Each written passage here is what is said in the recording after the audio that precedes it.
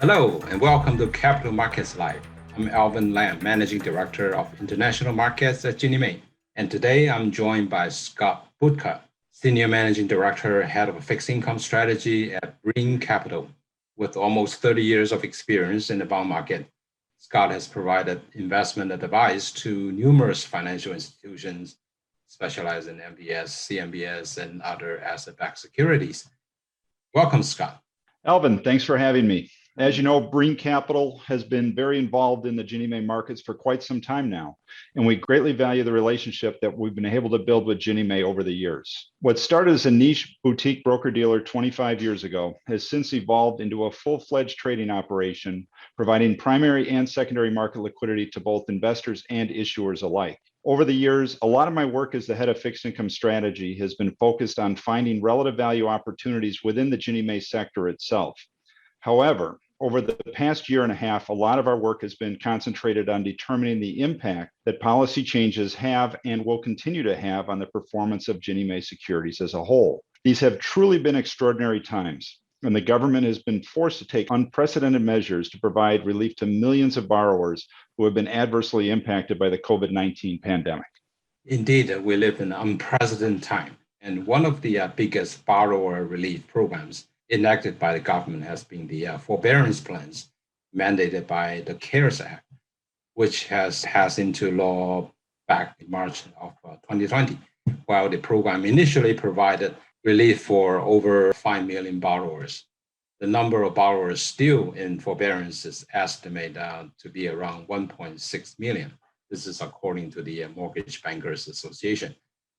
So what is your take on how successful these remaining borrowers will be exiting forbearance when their plans begin to expire over the next few months?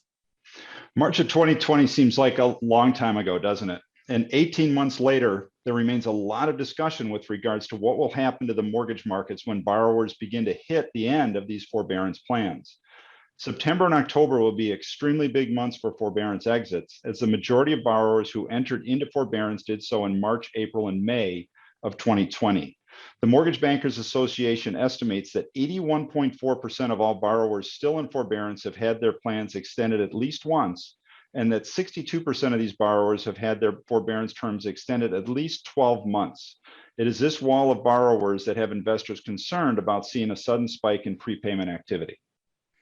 With the data presented here, what is your outlook for how these borrowers will respond to the end of their forbearance terms? What are the policy you think have been put in place to help these borrowers get back on track? Well, fortunately, the majority of these borrowers who've been able to exit forbearance over the past 18 months have been able to do so without needing a loan modification. Many of these borrowers have been able to do so by deferring their missed payments to the end of their loans. For Freddie and Fannie securities, these deferments have come in the form of a second lien retained by Freddie Mac or Fannie Mae themselves. In the case of Ginnie Mae securities, most of the deferments have been via the FHA partial claim option, where the second lien has been retained by HUD. While deferment comes at the top of the waterfall for most borrowers, we do believe that the majority of borrowers who have missed at least 18 months of payments will need some kind of loan modification in order to get back on track. On the Ginnie Mae side of the equation, the FHA, VA, and USDA have all implemented programs targeted at reducing a borrower's payments by 20 to 25%. These targets can be reached by using a combination of coupon reductions, maturity extensions, and payment deferrals. And we believe that all three of these options will be put to good use. In addition, it is widely expected that 40-year loan modifications will be introduced by HUD in the very near future. This should make it easier for borrowers to have their payments reduced by 20 to 25% without needing to defer many missed payments. In fact, Ginnie Mae has already introduced custom pools maturities up to 480 months through their new CET program, which is expected to come online in October of this year. Yes, we do want to lower the home buyers' monthly payments. Obviously, early buyouts have had a big impact on Ginnie Mae performance over the past 15 months. What is your outlook on early buyouts going forward? And how does this impact the perception of Ginnie Mae securities as a whole?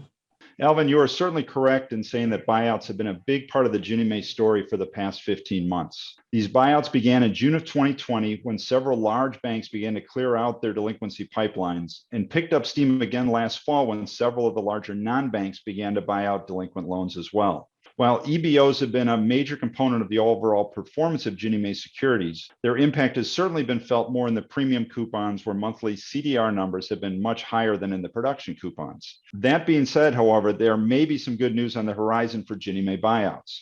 In August, overall buyouts fell from 10.2 billion to 8.7 billion, their lowest level in 11 months. In addition, the number of forborne loans currently sitting in servicer portfolios has jumped to 7.52%, while the percentage of forborne loans remaining in Ginnie Mae pools has fallen to 3.63%. This shows that many delinquent loans have already been bought out of these pools. Finally, the percentage of Ginnie borrowers who remain current on their loans has risen back up to 93.8%. This is a level last seen in March of 2020 before the full impact of forbearance plans was reflected in the markets. As 55 billion Ginnie Mae loans remaining in pools are at least 180 days delinquent, we expect to see buyouts remain elevated for the next 4 to 6 months, after which time we expect to see Ginnie Mae buyout activity begin to return to a more normal level.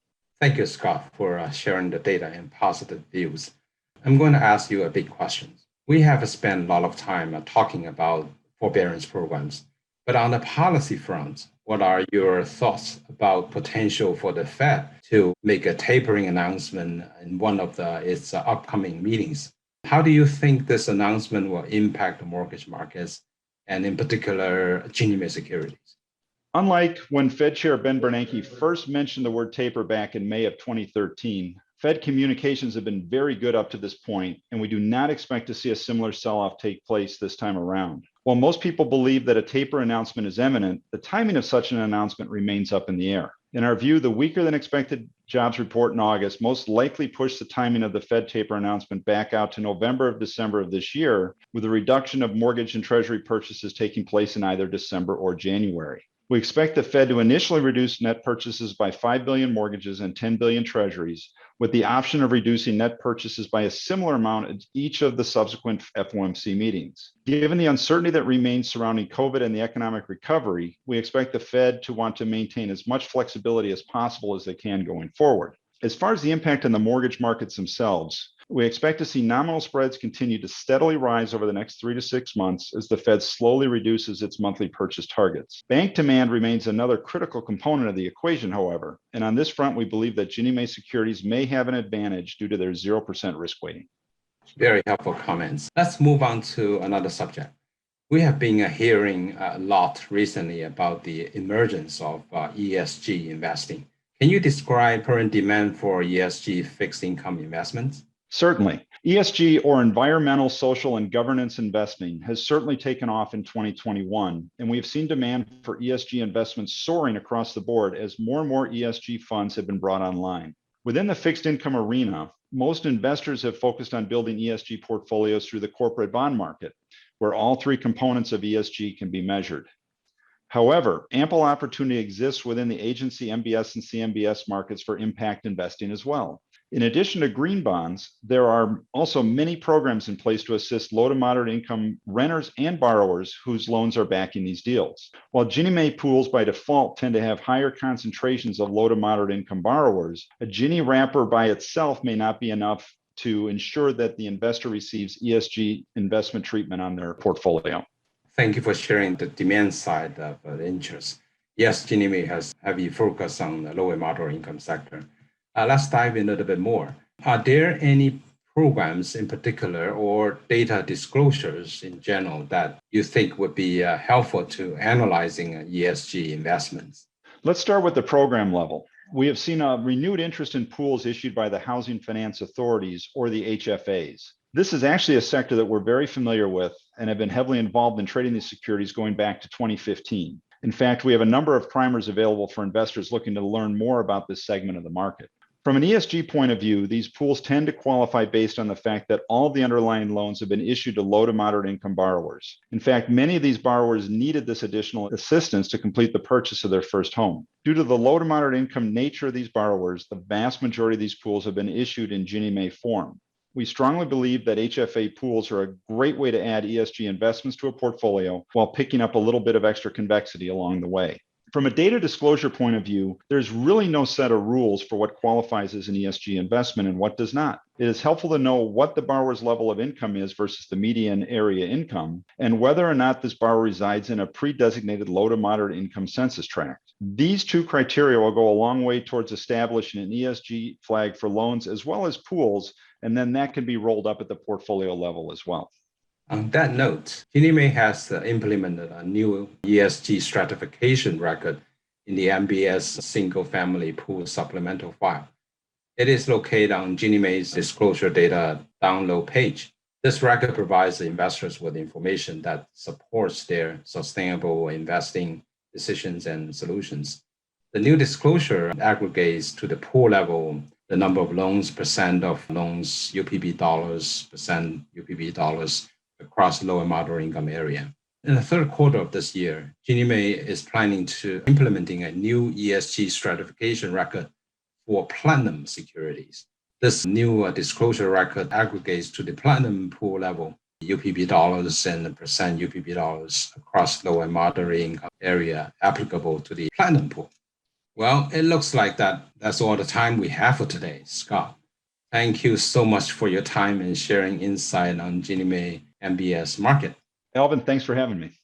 That was Scott Butta, Senior Managing Director and Head of Fixed Income Strategy at Brean Capital. If you enjoyed this podcast, be sure to subscribe to future episodes of Capital Markets Live on YouTube. If you have any comments or questions about today's episode or other topics, please send us an email at ocmglobalinvestorinquiries@hud.gov. Again, the email is ocmglobalinvestorinquiries@hud.gov. Again, thanks for listening, and until next time.